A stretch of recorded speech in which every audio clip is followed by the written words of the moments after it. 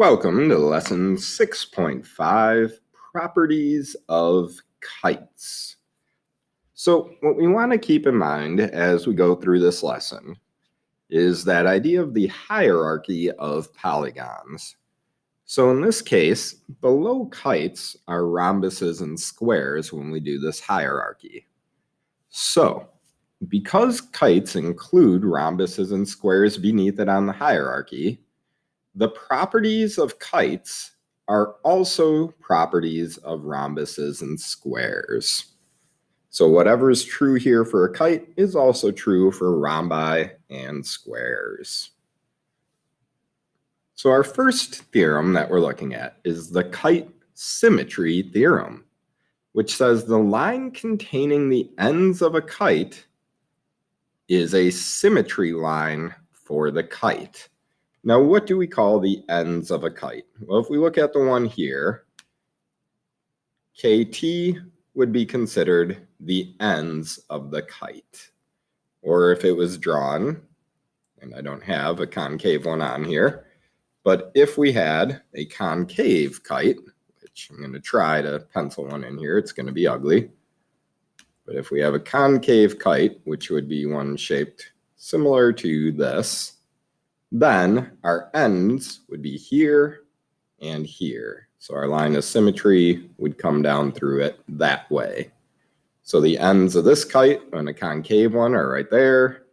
On a convex kite, it would be ones like K and T right here.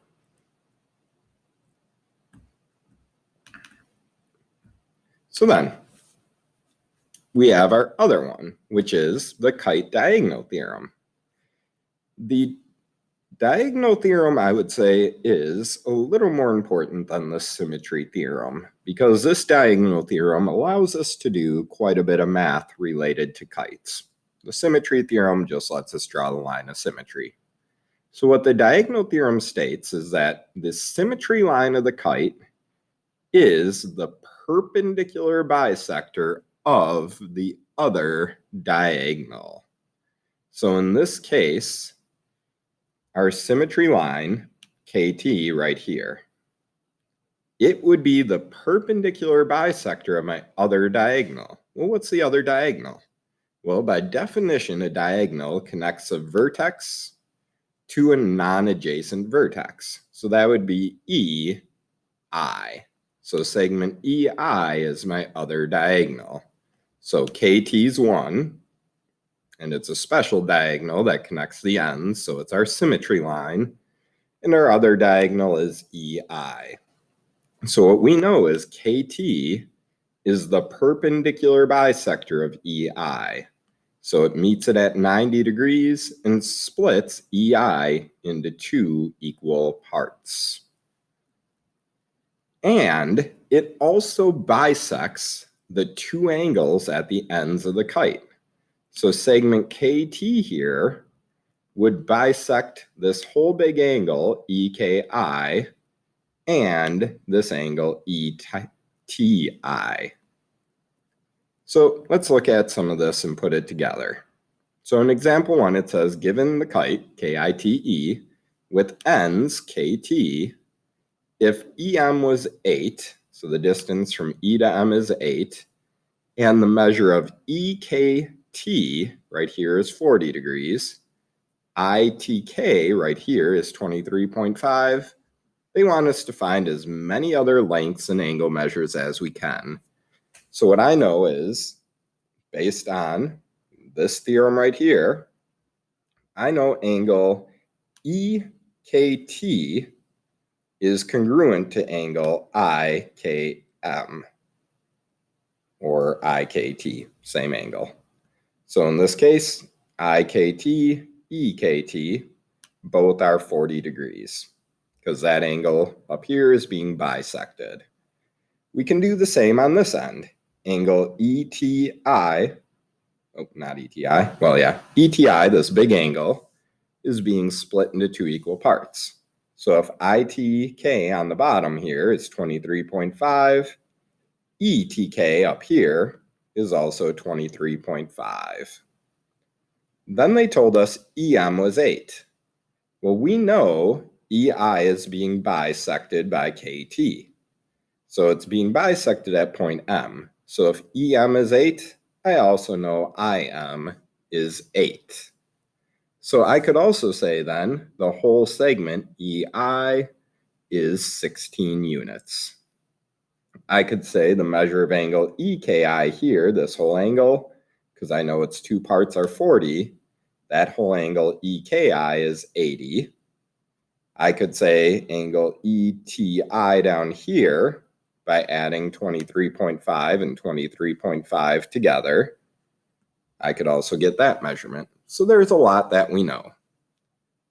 And then there's other parts in here. So we know if KME is 90 degrees, so KME right here, 90 degrees, I know KMI is 90, I know IMT is 90, and I know EMT is 90.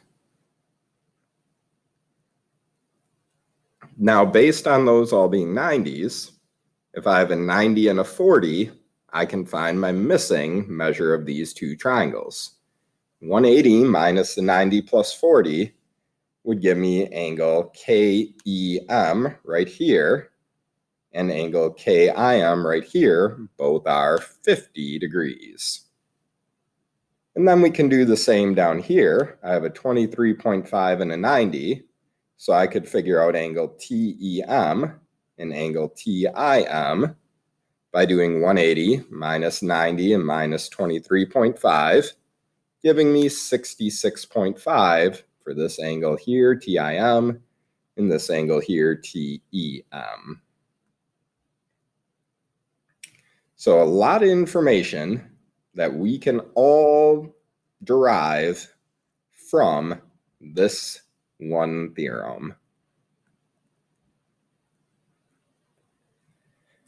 Now, because rhombuses are below a kite in the hierarchy, we can also look at the rhombus diagonal theorem, which states each diagonal of a rhombus is a symmetry line of the rhombus and the perpendicular bisector of the other diagonal.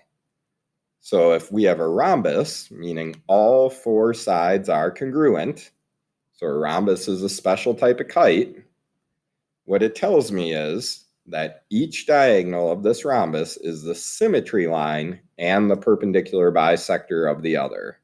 So what I would know then in this scenario is that EO is congruent to OR, that PO is congruent to OD, and that all the sides around the exterior are congruent. And then I know that they cross in the middle at 90 degrees. This also means that each diagonal is an angle bisector of the vertex angles.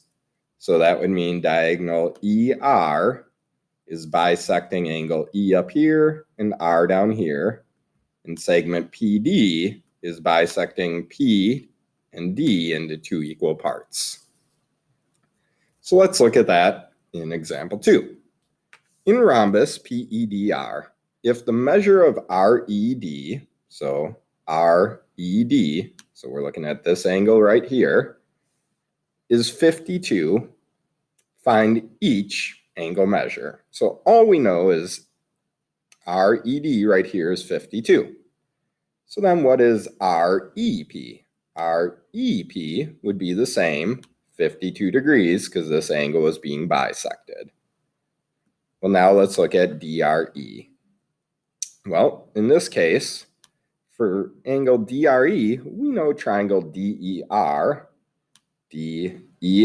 so this whole triangle is isosceles. This side and this side are congruent. The base of that is ER. So the measure of RED is equal to the measure of DRE, because they're the base angles, so we can think of isosceles base angle theorem. So this measure here, DRE, is also 52 degrees. Then let's look for the measure of ERP. Well, we know RE is bisecting angle PRD. So RE here is bisecting the angle PRD, which would tell me then that the measure of ERP is 52 degrees as well. And then in D, the measure of ODE. Well, we know that segment PD is perpendicular to ER. So the measure of EOD right here has to be the 90-degree measurement. So EOD was 90 degrees. Based on that, we have a 90-degree here, and we have a 52-degree here. So to figure out ODE, the missing angle here, 180 minus the 90 plus 52. So our missing angle here would be 38 degrees.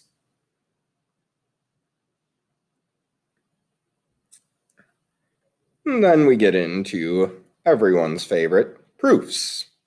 So what they want us to do is prove that if a quadrilateral is a rhombus, it is also a parallelogram. And we know rhombuses are special types of parallelograms, but we need to be able to justify it. So what did they give us? They gave us the info that RHOM is a rhombus. So conclusion, RHOM is a rhombus is given. Then it said segment RO and HM are symmetry diagonals of rhombus RHOM. That is the rhombus diagonal theorem. Then angle 1 is congruent to angle 2, and angle 4 is congruent to angle 3. That comes from the symmetric figures theorem. Those figures, if we have a line of symmetry, tells us if we're folding along HM being a line of symmetry, 1 and 2 are congruent, 3 and 4 are congruent, based on the fact that they're symmetric figures. Then we could think about folding it over RO, where 2 would be congruent to 4 and 1's congruent to 3. So 2 being congruent to 4 also comes from the symmetric figures theorem. Now, if I know 1 is congruent to 2, 4 is congruent to 3, and 2 is congruent to 4, well, 4 and 1 are both congruent to 2, so I can use the transitive property to say angle 1 is congruent to angle 4. 2 and 3 are also congruent to 4, so I could use the transitive property and say angle 2 is congruent to angle 3. So that's the transitive property of congruence. Now, they stated segment RH is parallel to OM and MR is parallel to OH. That comes from the parallel lines theorem based on that idea of alternate interior angles. If the alternate interior angles are congruent, then we know we have parallel lines. And then the last piece, remember justification can be a definition.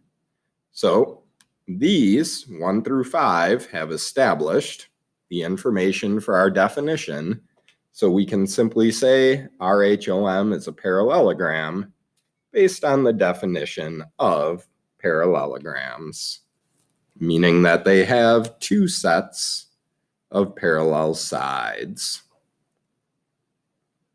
So again, the usage of these theorems and properties gets a bit confusing. What I'd highly recommend making sure you do in things like example 2 here is remember triangles add to 180 and use all the congruent parts you know, and make sure that if they don't give you a drawing, you draw and label what you know. Should make these problems a lot easier to visualize the missing pieces. But again, we're going back to these couple theorems at the top, the 2 different kite theorems, and mainly this rhombus diagonal theorem.